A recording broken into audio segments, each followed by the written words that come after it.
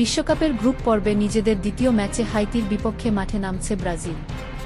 তবে ফিলাডেলফিয়ায় অনুষ্ঠিত হতে যাওয়া ম্যাচে দেখা যাবে না নেইমারকে।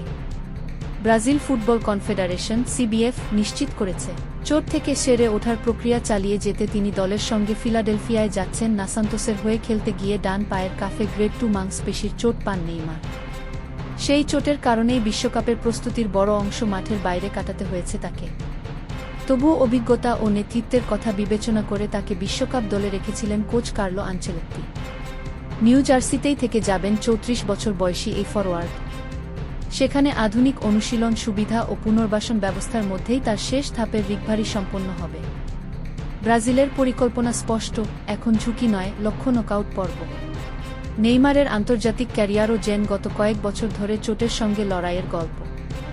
2023 সালের অক্টোবরে উরুগুয়ের বিপক্ষে বিশ্বকাপ বাছাই পর্বের ম্যাচে বাঁ হাঁটুর অ্যান্টেরিয়র ক্রুসিয়েট লিগামেন্ট এসিএল ও মেনিসকাস ছিঁড়ে যায় তার। এরপর থেকে আর ব্রাজিলের জার্সিতে মাঠে নামা হয়নি। চোট, পুনর্বাসন ও বিশ্রামের কারণে প্রায় 700 দিন জাতীয় দলের বাইরে কাটিয়েছেন তিনি।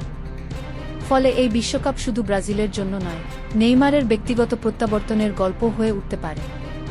মরক্কোর বিপক্ষে 1-1 ড্র করে বিশ্বকাপ অভিযান শুরু করেছে 5 বারের বিশ্ব চ্যাম্পিয়নরা। হাইতির বিপক্ষে জয় তাদের জন্য গুরুত্বপূর্ণ হলেও কোচ আনচেলত্তি দীর্ঘমেয়াদী পরিকল্পনাকেই বেশি গুরুত্ব দিচ্ছেন। বিশ্বকাপের নকআউট পর্বে যখন প্রতিটি ম্যাচ হয়ে উঠবে বাঁচামরার লড়াই, তখনই হয়তো ব্রাজিল ফিরে পেতে চায় তাদের সবচেয়ে অভিজ্ঞ অস্ত্রকে।